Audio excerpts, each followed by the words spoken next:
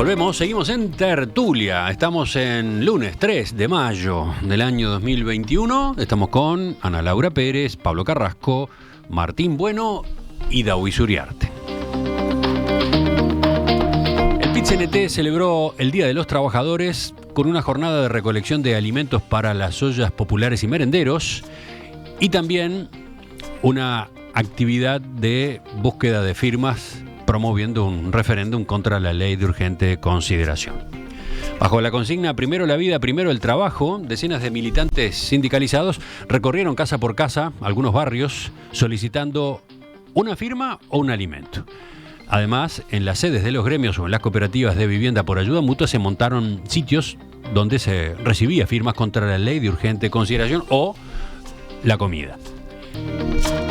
En vez del tradicional acto en la vía pública, la central efectuó esta vez una transmisión en vivo por redes sociales al caer la tarde que tuvo 2 oradoras, por primera vez 2 mujeres. Tamara García, del Sindicato de Trabajadores del Comercio y Servicio, y Flor de Lis Feijó, del Sindicato de la Aguja. Tamara García fue muy crítica con los apoyos del gobierno para paliar la crisis económica. ¿Cuántas más vamos a esperar para que el Estado dé las respuestas que necesitamos? ¿Cuántos miles nuevos pobres necesitamos para entender que las urgencias de nuestro pueblo van por lo básico, por la vida y por el trabajo? ¿Hasta cuándo nuestra clase trabajadora seguirá perdiendo salario? ¿Hasta cuándo vamos a tener que seguir sosteniendo solos y solas esta crisis? ¿Quiénes más tienen? ¿Cuándo van a poner algo por el bienestar de las grandes mayorías de nuestro pueblo? Además, el PIT-CNT emitió una declaración en la que incluye varias propuestas para hacer frente a los impactos de la pandemia. En el documento, por ejemplo, sugiere a corto plazo adelantar 1 año la inversión pública prevista en infraestructura, elaborar un plan de compras públicas para desarrollo de proveedores nacionales y realizar estudios sectoriales que determinen oportunidades de mejora en cada rama de actividad y cadena productiva. A largo plazo, se pide medidas que permitan abordar los aspectos de la brecha educativa que la pandemia exacerbó y el cambio de la matriz productiva para generar empleo de calidad y reforzar la soberanía nacional. ¿Quién toma la palabra? ¿Quién comienza con este tema? Los miro, a ver, ahora los miro, ¿sí? Sí. ¿Quién va? David. No hay problema. Yo me parece que fue un 1 de mayo, dadas las condiciones actuales de pandemia, redondo en el sentido de que fue muy claro el PIT-CNT en su exposición y en el respeto a la normativa sanitaria, tanto que se ha hablado que de algunos sectores del movimiento sindical se promueve las aglomeraciones. Bueno, fue muy claro que no. Y además con una innovación muy importante, que es la igualdad, más que la igualdad de género, que quienes hablaron fueran 2 mujeres, 2 trabajadoras, representantes de sus sindicatos, pero que además fueron muy claras en sus exposiciones. Como hecho lamentable, yo digo, otra vez el gobierno le niega la cadena al PIT-CNT. Creo que en realidad es un error que está cometiendo por 2 razones. Primero, porque en una situación actual donde hay dificultades para la expresión pública, el Estado debe compensar esas dificultades. Segundo, porque es la organización social más importante de este país por la cantidad de personas que agrupa, por la cantidad de personas que representa. Y aunque algunos digan que no tiene representación, 1 millón de afiliados, 1 millón de... Pero yo creo que fue un muy buen mensaje y además con una perspectiva importante. Y bueno, realmente que todo el mundo sintió la falta de la histórica marcha y de la histórica reunión del PIT-CNT, pero fue un acto, yo creo que muy prolijo, muy bueno, dentro de lo que las circunstancias lo permitían. Y creo que se cumplió además con el objetivo de recolectar las firmas en una forma que no afectara la salud pública. Porque yo creo en esto ser muy claro. Alguien podrá decir, bueno, pero se juntan y esto... A ver, no se puede dar consejos cuando desde el gobierno mismo no se respetan algunas de las normas sanitarias que se proponen. Así que es mucho más importante lo que ha hecho el PIT-CNT que muchos de los representantes del gobierno. Bueno, el puntapié inicial de David fue provocador también. A ver quién toma el guante. Pablo, te paso a ti. Bueno, primero, digamos, las dificultades para comunicarse de Daoíz, me parece una afirmación insólita. Yo ¿Cómo? creer que... ¿Dificultades de comunicarse? ¿Qué estás queriendo decir? Porque claro, está reclamando la cadena nacional. Y a medida que no se pueden hacer actos, lo que digo es que está limitado el derecho de reunión, que es una forma de libertad de expresión. Yo imagino que hoy Daoíz se levantó a las 4 de la mañana, fue a comprar el diario El Día y ahí pudo saber lo que dijeron ayer las chicas. El Bepe Color, no sé cuál fue a comprar, pero digamos, está bastante fácil, lo vimos todos. Yo creo que es una cosa arcaica la cadena nacional de cuando la única manera de enterarte era eso. Pero sacando de eso, bueno, todo lo contrario, ¿no? Para mí es un día desagradable, el 1 de mayo, como es desagradable el 8 de marzo, porque de cosas nobles y fantásticas como es el derecho de la mujer, o el trabajo, que es el trabajo, la política social por excelencia, se convierte, se adueñan,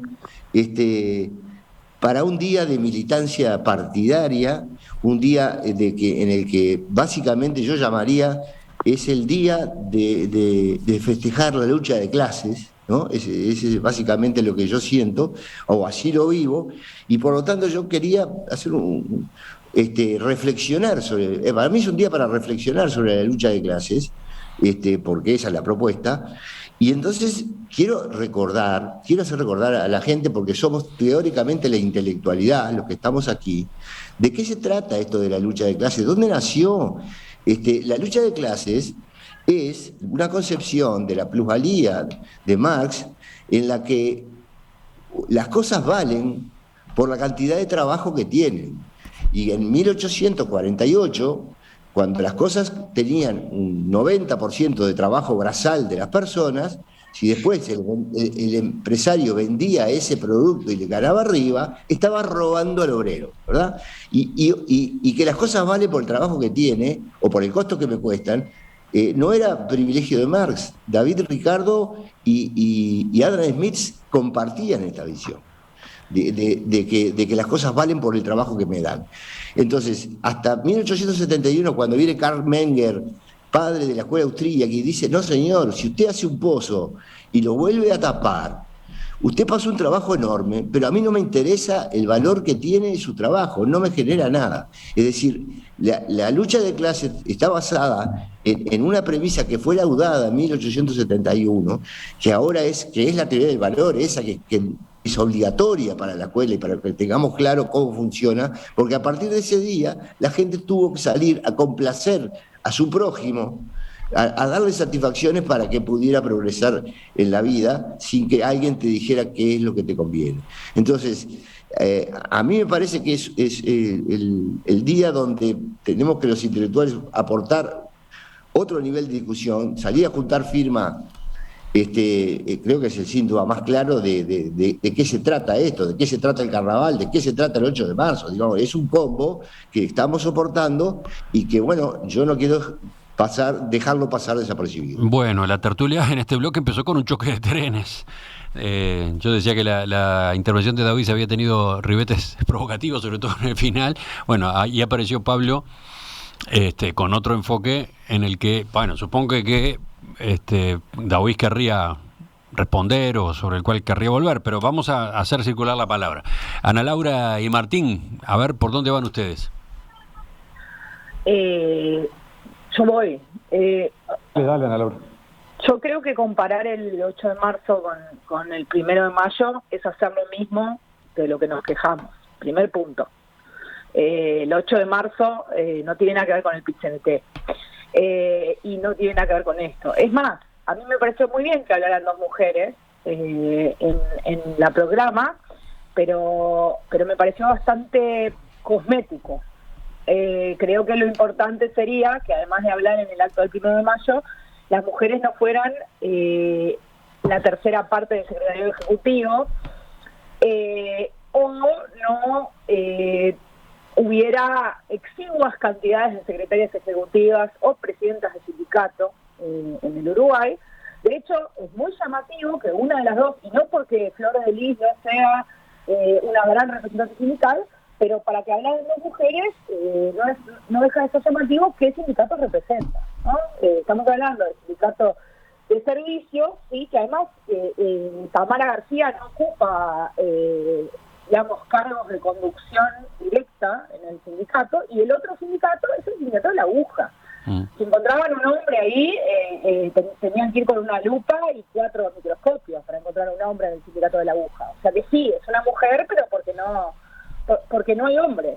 Sin embargo, en los sindicatos donde, por ejemplo, sindicatos como la Federación de la Salud, que históricamente tienen poblaciones, o sea, es un sindicato feminizado en cuanto a la fuerza de trabajo, rara vez ha tenido mujeres en cargos de conducción. Entonces, a mí me gustaría que además de hablar en el discurso del 1 de mayo, trabajaran bastante en hacer espacio y darle lugar a los planteos de las mujeres. Sí, claramente, Laura, Ana Laura, esta decisión de que en esta ocasión fueran mujeres quienes hablaran, quienes se pronunciaran en nombre del PIT-CNT, fue una forma de compensar un déficit que hay en el PIT-CNT y que ha dado lugar a discusiones y a polémicas, incluso en primeros de mayo anteriores, ¿no? Exactamente, es una respuesta a años de críticas, en particular el del año pasado, pero los anteriores también, y justamente señalamientos que tienen que ver con la poca representación de mujeres en los órganos de conducción del PIT-CNT. Y ahora, por ejemplo, que este 8 de marzo, por eso digo que no fue lo mismo, el PIT-CNT no acompañó el paro de mujeres, y no lo promovió como promueve otros paros y otros reclamos que para ellos tienen desde el punto de vista estratégico muchísimo más peso. Entonces, en realidad, sí, hablaron dos mujeres y yo me alegro mucho, porque son dos mujeres que merecían mucho ese lugar, pero es eso, ¿no? Ocupa ese espacio.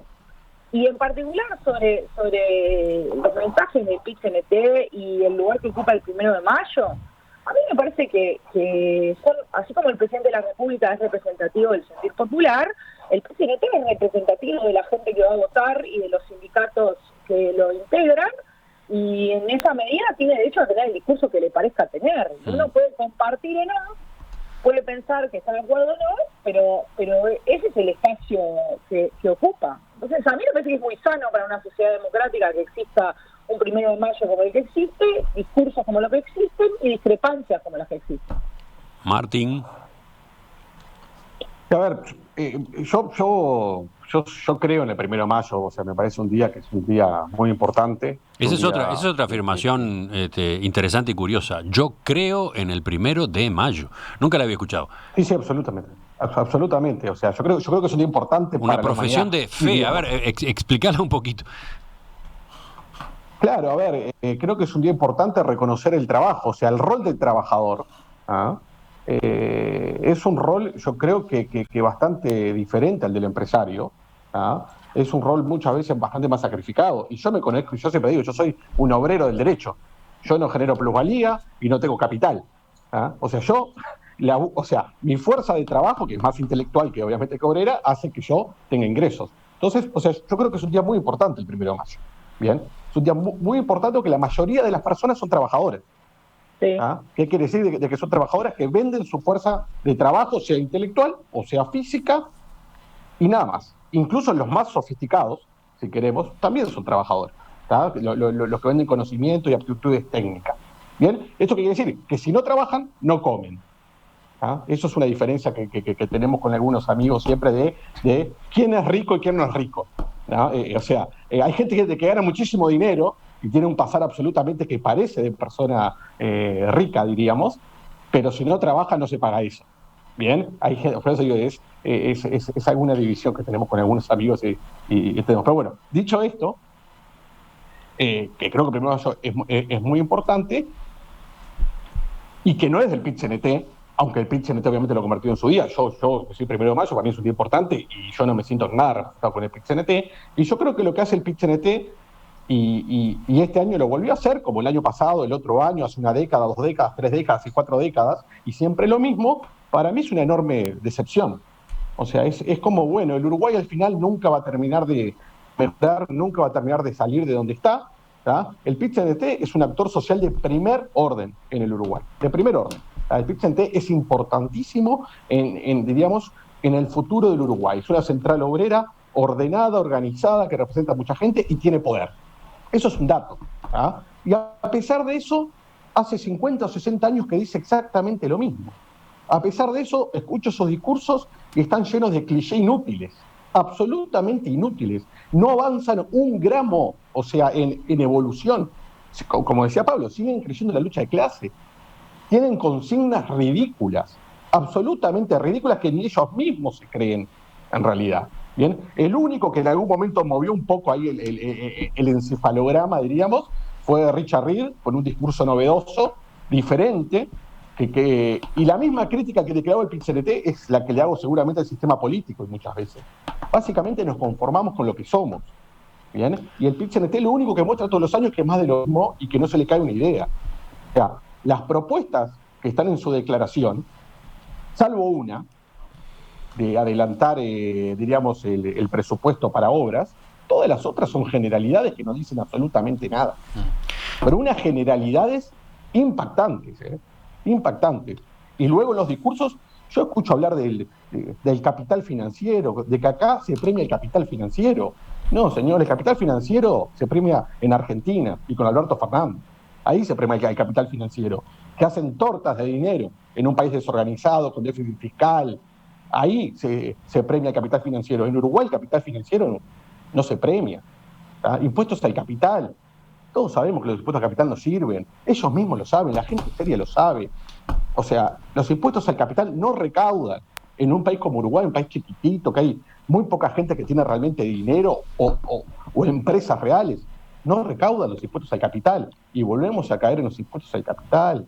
Todas cosas que son, diríamos, ridículas si queremos ser un país en serio. Bueno, el PIT-CNT yo creo que debería, y termino con esto, y sentarse a decir, ya hace 50 años que decimos lo mismo, es porque hay algo que no estamos haciendo bien. Bueno, porque el mundo cambió. Volvamos justamente a este 1 de mayo, ¿no? Más allá del contexto, la historia, elementos que se volcaron en las intervenciones iniciales, volvamos a al del sábado pasado, 1 de mayo del año 2021. Le toca, creo que a Dois de nuevo, pero una puntualización antes de seguir que viene desde la audiencia. A ver, estoy mirando el mensaje que manda, lo manda Raúl. 1 de mayo no es el día del trabajo, es el día de los trabajadores. Que no se confunda aserrín con pan rallado, dice el oyente. Efectivamente, ¿no? La denominación es Día Internacional de los Trabajadores.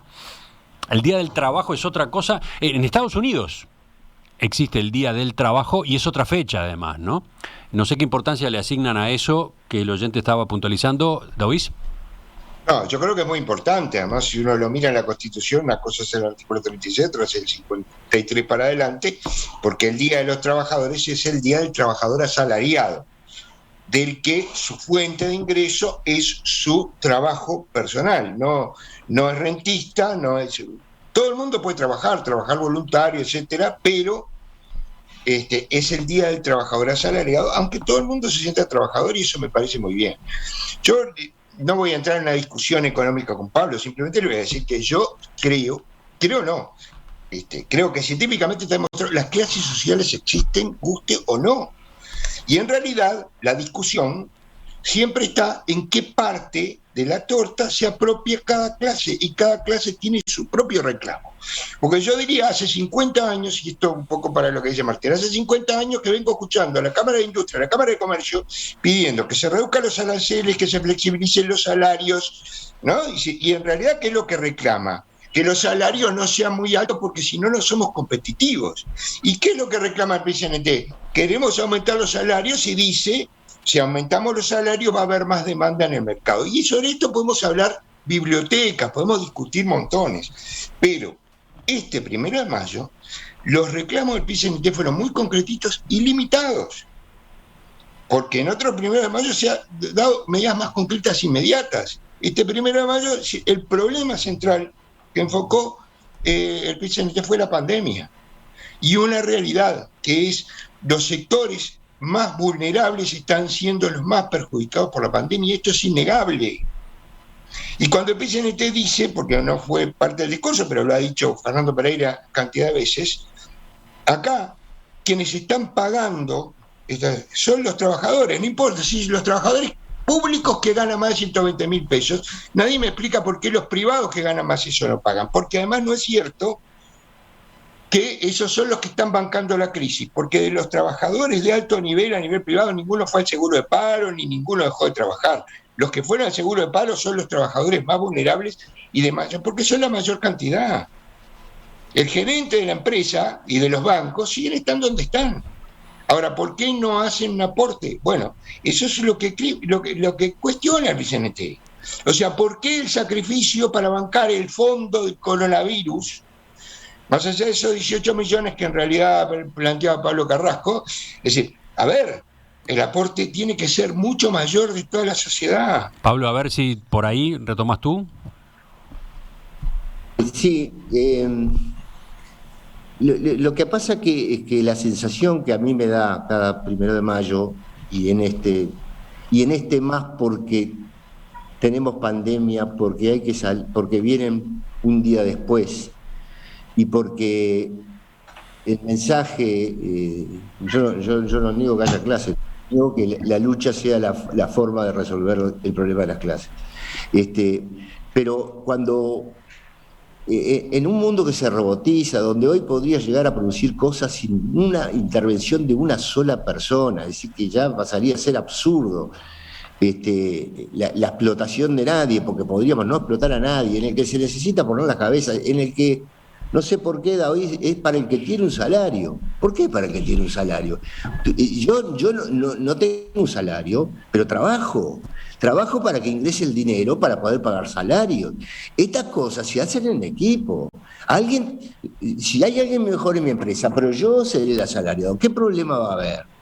Pero si hay uno solo que quiso tomar el riesgo y que si le iba mal quedaba en la calle, bueno, a ese lo sigue, se conjunta con otras personas que son críticas para mi empresa, que son la razón de su existencia.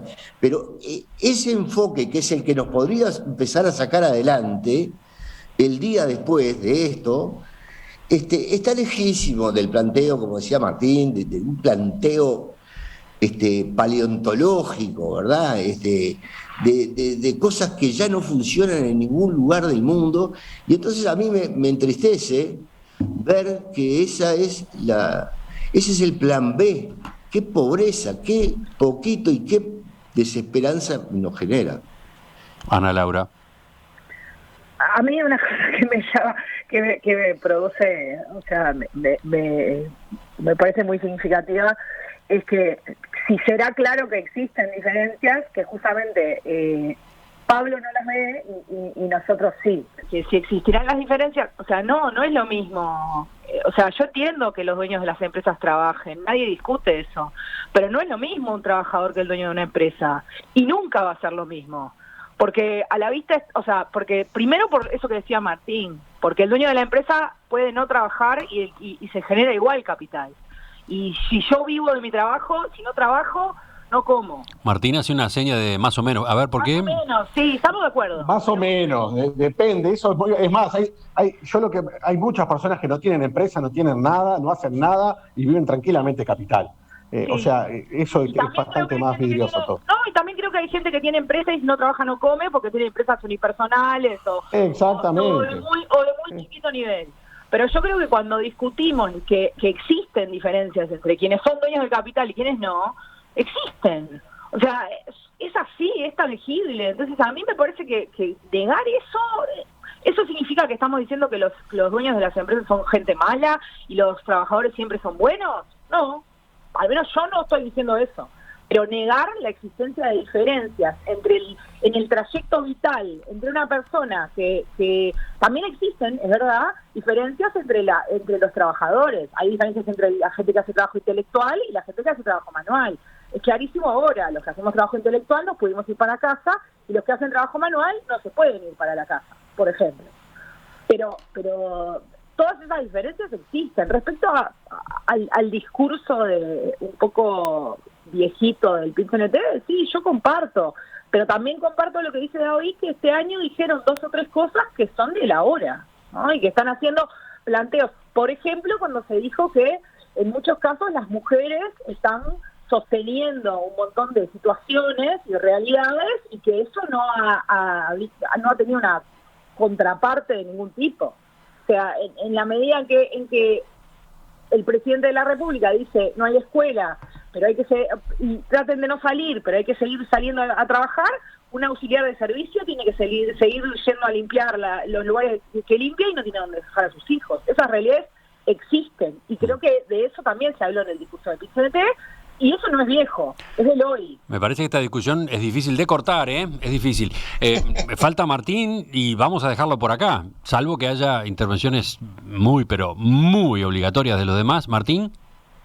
A ver, yo me quedo con algo que es la sensación que me causa cada 1 de mayo o casi todos los 1 de mayo en relación al PIT-CNT.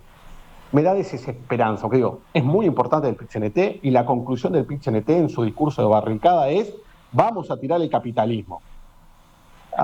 Digo, algunos creen en los Reyes Magos, digo, ya está, o sea, le pone un foco en eso, porque además, el problema es si hablas con ellos, te podrán decir, no, pero esto es para la tribuna. Pero lo que decimos para la tribuna, después es donde ponemos foco y donde ponemos energías.